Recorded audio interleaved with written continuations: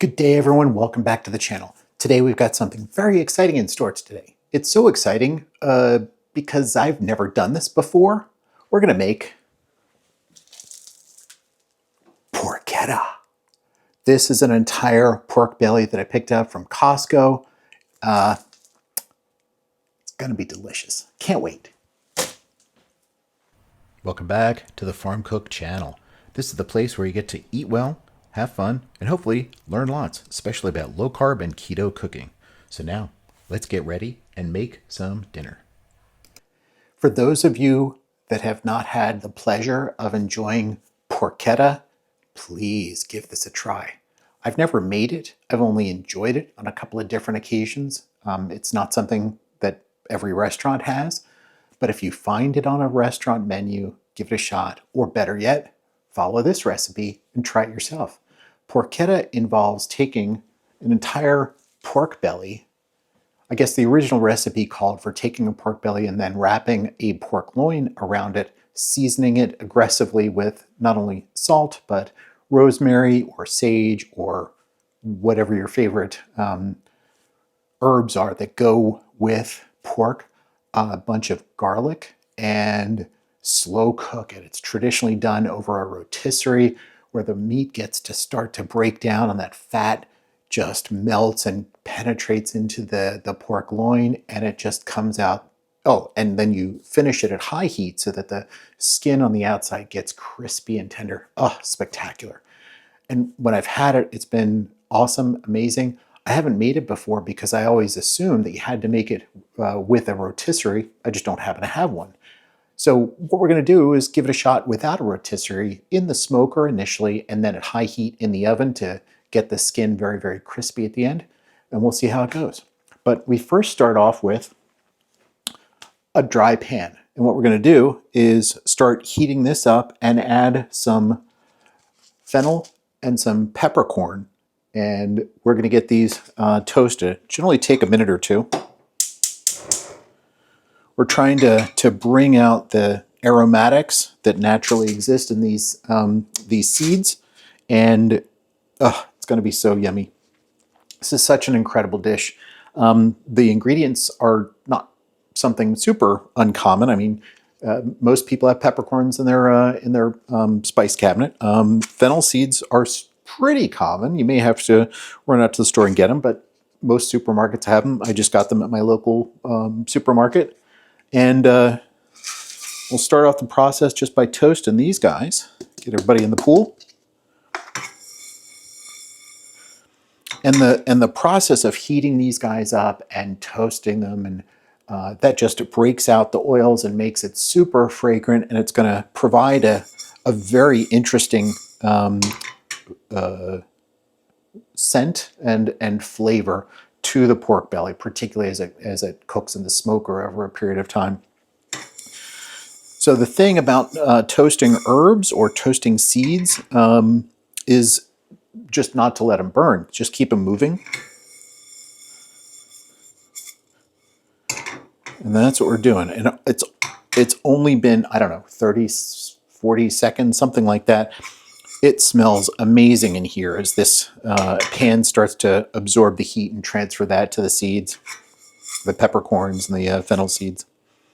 And what we're going to do afterwards is put these in the mortar and pestle and grind them up, and then apply these along with garlic, salt, and rosemary to the inside of this pork belly. And after that, we're going to wrap it up. But first things first, we need to get these guys toasted.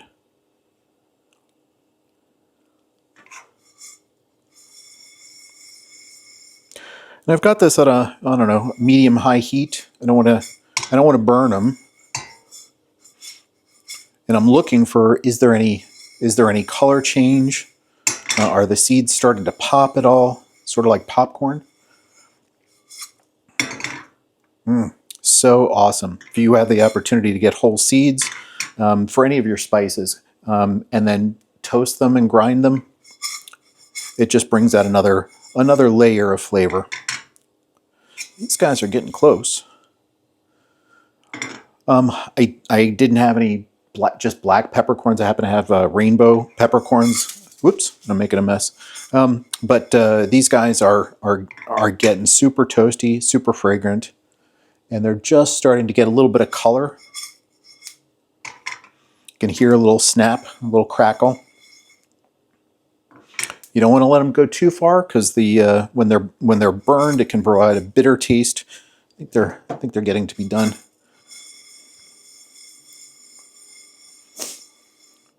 They're going to cook another couple of seconds longer while I get out my mortar and pestle. So let's get these guys in there. This is not rocket surgery. This is just try and get everybody into the pool.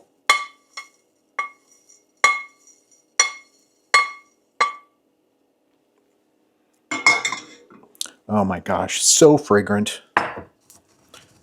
And because they've been dried out a bit through the toasting process, they're a little bit easier to grind. And you can hear them actually popping as I'm putting a little force onto them.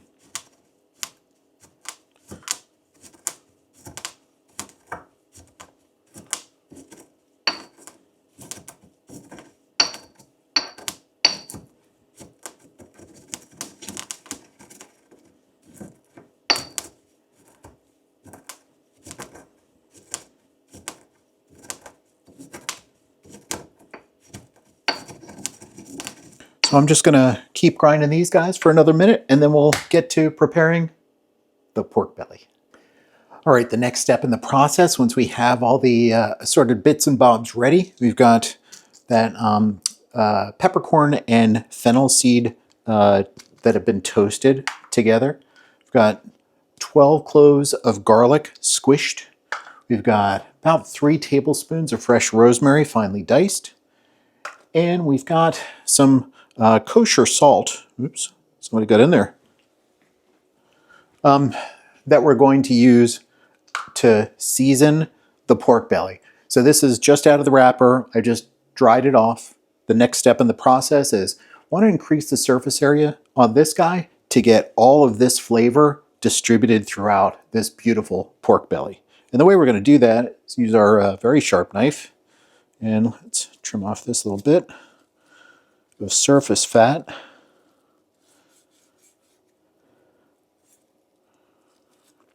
This kind of stuff is not really needed. And what we want to do to increase that surface area, we're going to make a crisscross pattern in the meat. We're not cutting all the way through. We're just cutting down a little bit at about 1 inch intervals. We're going to go this way first.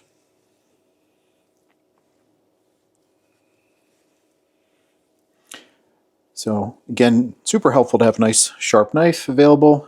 Some nice long, slow cuts that go in between, about 1 inch or so apart. And then we'll go back the other way to create a diagonal pattern. And this doesn't have to be perfect. You don't have to get out your ruler and measure stuff out. It's just cooking. And frankly, I don't really care that much about presentation. I just want to eat.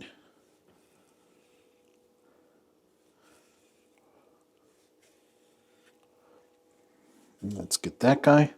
It's also helpful to have a nice large cutting board to be able to make this happen. So let's do this. Flip them around this way. I don't know if that was helpful or not, but it is what it is. So let's go. So that's the pork belly. Let's start seasoning. All right. Start off with a little bit of rosemary. It's actually a fair amount of rosemary, but this is, I think, a 10.5 pound pork belly. Not the largest one that exists, but it was the floppiest one. And what you want to do is actually work the herbs and the seasonings down into those crevices that you just created. Again, the whole idea here is use that surface area to distribute everything. And seems like a lot of rosemary. For this amount of protein, it's just the right amount. Especially once you start working it in, it'll disappear pretty quickly. So we're going to do this. And then we're going to work in the garlic. Again, trying to get it fairly evenly distributed. Don't want, giant lumps and bumps anywhere, but this is all squished garlic, so it's able to get into those nooks and crannies pretty easily. All right, that's that. Got our toasted fennel and peppercorns. Try and get those evenly distributed. For doing this part, to break down the peppercorn and the fennel, it's very, very helpful to have a spice grinder or a mortar and pestle to be able to break down those little bits. And the last part of this is 2 tablespoons of salt. Let's try and get that spread out pretty evenly as well. And again, 2 tablespoons seems like a lot, but this is, again, 10.5 pound chunk of meat. That's not all the salt. We're actually going to add more to the outside to try and make sure not only does it get seasoned, but it also has every opportunity for that outside skin to get nice and crispy. So at this point, just working it into those cuts and trying to get that flavor uniform. And then what we're going to do is roll this whole thing up, season the outside, and then wrap it in plastic and let it sit for a day or 2 or 3. So that's what is next. Once we get this all worked into these little cuts, get this seasoned all the way. Again, doesn't have to be perfect. It is going to get rolled up, so but we want to make sure we have every opportunity for the seasoning to get into the meat. And we don't want any big chunks of anything. Nobody wants to bite into, an entire forest of rosemary or an entire clove of garlic. It feels that way, but either way, it's going to get cooked over a slow fire. It's actually going to be cooked over the smoker in this case, and all of these flavors are going to mellow and become really wonderful as they blend in with the pork and all of the fat, and it's going to be awesome. So I'm going to be right back. All right, for this next step in the process, we're going to take this guy and just roll him up as tight as we possibly can. So let's flip him over, tuck, and roll. We want the skin on the outside, skin side down, everybody tucked, or the seam side down. And you end up with a little log like this. What you want to do is take some kitchen twine, lay that out. That's probably too short. We're going to have to get a whole bunch of these guys cut to fit around this loaf. And it's actually, I think it's a little bit easier to start at an end. Get things cinched down. Get a little purchase.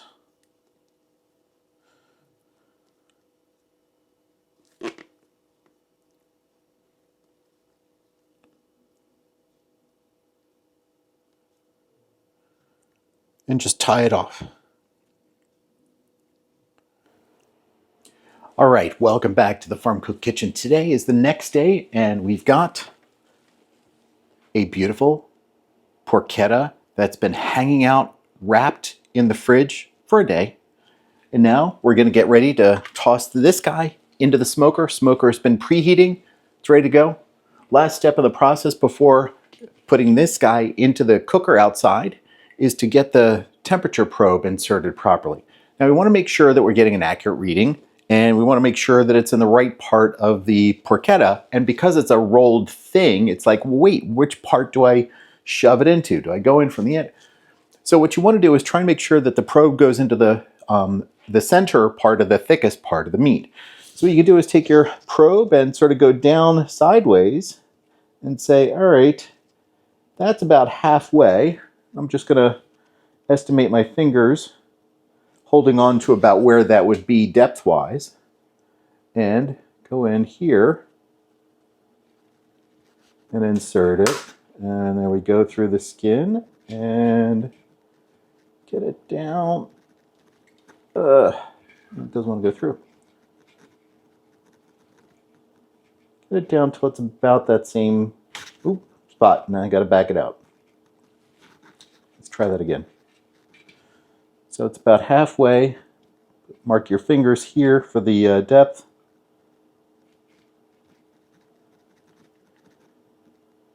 And there we go. So that's it. And then all I'm going to do is shove this guy into the cooker, connect this to the temperature probe. Cooker set at about 300 degrees right now. It's probably going to take an hour and a half or so to get up to about 160 degrees.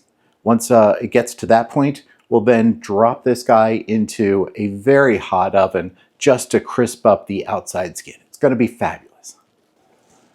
All right, welcome back. This is what the porchetta looks like after cooking in the smoker for a while, getting up to about 160 degrees, and now we're just getting ready to shove it into a preheated oven at 500 degrees. So the whole purpose of this next phase is to crisp up the skin, and I cannot wait. We're gonna get that skin super crispy, and I wanna make sure that it's elevated so that the air can circulate underneath and get all of the skin crispy. So into the preheated oven it goes. This guy is hot. And we're just gonna leave it in here for about, I don't know, 15, 20, 30 minutes until the skin gets beautifully crisp. And that's what we're looking for. Cannot wait. It's already smelling awesome.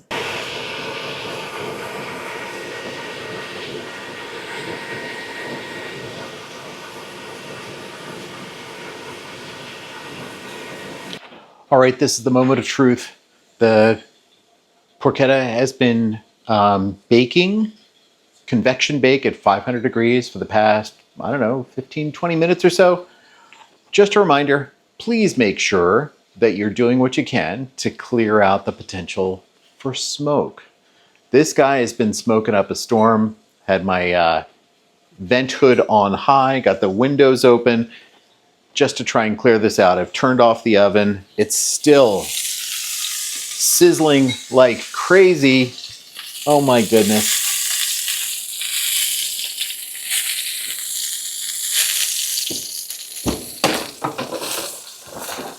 But there it is.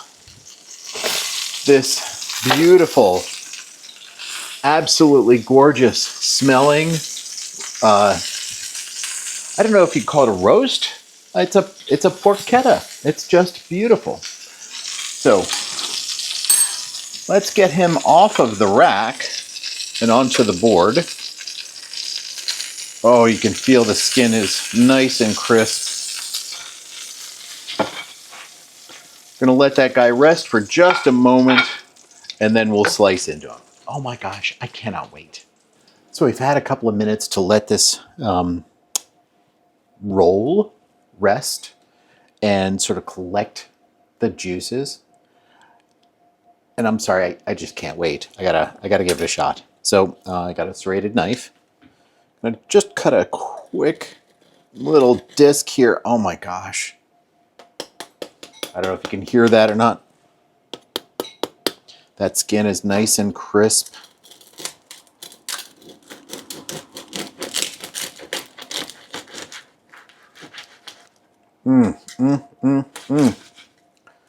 And let's make sure we get that string undone. It got cut on the bottom, but it's really in there. So let's do this. Oh, beautiful crisp pork skin. And the rest of the pork belly. Oh my goodness. I cannot wait to try this out. Again, this is the first time I'm making this recipe. Hope it tastes okay.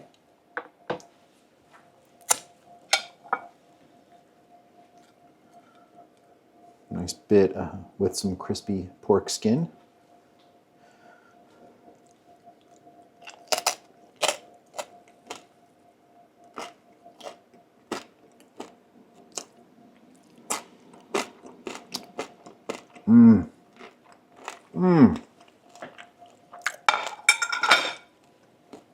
You can really taste the rosemary. Get a little bit of the smoke, some of the salt. Need another piece. More of the interior part.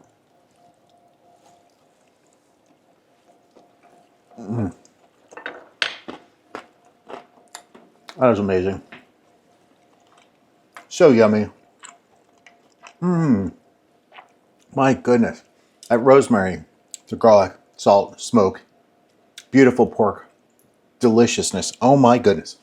Please give this a shot. This might be your next substitute for Thanksgiving or Christmas or whatever big holiday that you're celebrating. Give it a try. Porchetta. You can do this. It's going to be awesome. Thanks.